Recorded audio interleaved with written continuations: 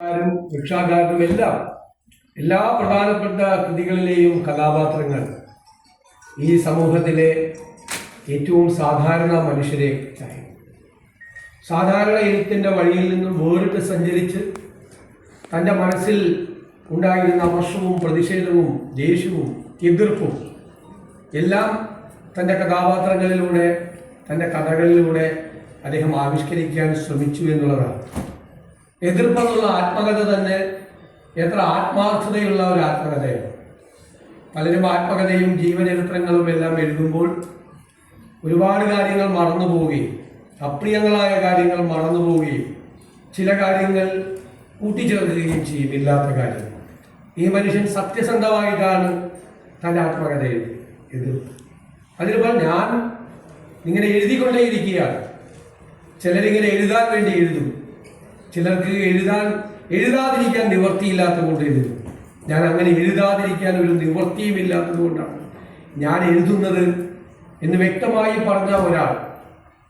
ആ എതിർപ്പ് എന്ന് പറയുന്നത് സമൂഹത്തിൽ നിലനിന്നിരുന്ന സമ്പ്രദായങ്ങളോടുള്ള എതിർപ്പുകളായിരുന്നു. എപ്പോഴും തൻ്റെ അമ്മ കഠിനാധ്വാനം ചെയ്ത് കഷ്ടപ്പെടുന്നത് കാണുമ്പോൾ കണ്ണീര് വന്നിരുന്നൊരു മകനായിരുന്നു. എല്ലാവരും അത് വായിക്കുമ്പോൾ എല്ലാവരുടെയും അമ്മമാരെ കുറിച്ച് ഓർക്കും. എത്രമാത്രം കഷ്ടപ്പെട്ടാണ്, ത്യാഗങ്ങൾ സഹിച്ചാണ് അമ്മമാര് കുഞ്ഞുങ്ങളെ വളർത്തുന്നത്. തൊട്ടിൽ കെട്ടി താരാട്ട് പാടി കുഞ്ഞി കൈ വളരുന്നോ കാല് വളരുന്നോ എന്ന് നോക്കി വളർത്തിയെടുത്ത് വലുതാവുമ്പോൾ മക്കൾ തനിക്ക് ജന്മം നൽകിയതിൻ്റെ പേരിൽ അമ്മയെ കൊല്ലുന്നൊരു കാലത്താണ് നമ്മൾ ജീവിക്കുന്നത് എന്ന് നാം ആലോചിക്കും. അപ്പോൾ സ്വന്തം അമ്മയെക്കുറിച്ച് എപ്പോഴും പറയുമ്പോൾ കണ്ണു നിറയുകയും അമ്മയെക്കുറിച്ച് ഓർക്കുകയും അമ്മയുടെ സങ്കടങ്ങൾ ഓർക്കുകയും ചെയ്യുന്ന ഒരാൾ. ആ എതിർപ്പിൻ്റെ ശബ്ദം അദ്ദേഹം കേരളത്തിൻ്റെ സാഹിത്യ മണ്ഡലത്തിലൂടെ പൊതുമണ്ഡലത്തിലൂടെ ഉയർത്തി.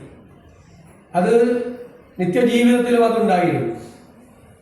തനിക്ക് ഇഷ്ടപ്പെട്ട പ്രത്യയശാസ്ത്രങ്ങളോട് യോജിപ്പുണ്ടായിരുന്നു. ഹിന്ദുമതത്തിലെ സംവിധാനങ്ങളോട് പോരടിച്ചു. അന്ന് നിലനിന്നിരുന്ന ആ യാഥാസ്ഥിതികതയെ അതിശക്തമായി എതിർത്തു. ആര്യ സമാജത്തിൽ ചേർന്നു. പക്ഷേ അദ്ദേഹത്തിന് ചിലർക്ക് കോംപ്രമൈസ് ചെയ്യാൻ പറ്റില്ല. ഒരിടത്ത് പോയി നമ്മൾ കുറെ തളർന്നു കഴിയുമ്പോൾ നമ്മൾ അറിയാതെ പല മനുഷ്യരും കോംപ്രമൈസ് ചെയ്യും, വിട്ടുവീഴ്ചകൾ ചെയ്യും. അങ്ങനെ ഒന്നിനോട് വിട്ടുവീഴ്ച ചെയ്യാൻ പറ്റാത്ത ഒരാളായിരുന്നു അദ്ദേഹം. ആര്യ സമാജത്തിൽ നിന്നും അദ്ദേഹം പുറത്തു വന്നു. പിന്നെ കമ്മ്യൂണിസ്റ്റ് പാർട്ടിയിൽ ചേർന്നു. കമ്മ്യൂണിസ്റ്റ് പാർട്ടിയോടും അതിൻ്റെ ആശയങ്ങളോടും ആഭിമുഖ്യം ഉണ്ടായിരുന്നു. പക്ഷെ അതിൽ നിലനിന്നിരുന്ന പ്രവണതകളെ ചോദ്യം ചെയ്ത് അതിൽ നിന്ന് പുറത്തുപോയി. ആ എതിർപ്പിന്റെ നിഷേധി എന്നാണല്ലോ നമ്മൾ എതിർക്കുന്നവരെ വിളിക്കുന്നത്, അല്ലെങ്കിൽ അഹങ്കാരി എന്ന് നമ്മൾ പേരിട്ട് വിളിക്കും. ആത്മവിശ്വാസത്തോടു കൂടി സമൂഹത്തിൽ കാണുന്ന തെറ്റായ പ്രവണതകളെ ചോദ്യം ചെയ്യുന്നവർ നമ്മുടെ മുമ്പിൽ ധിക്കാരികളും നിഷേധികളും ഒക്കെയാണ്. അങ്ങനെയാണ് അവരെ നമ്മളെല്ലാം ചിത്രീകരിക്കുന്നത്.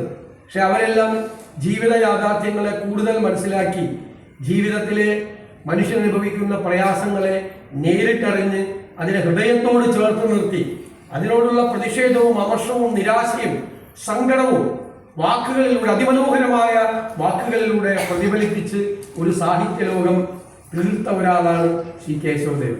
അദ്ദേഹത്തിന്റെ ഓർമ്മ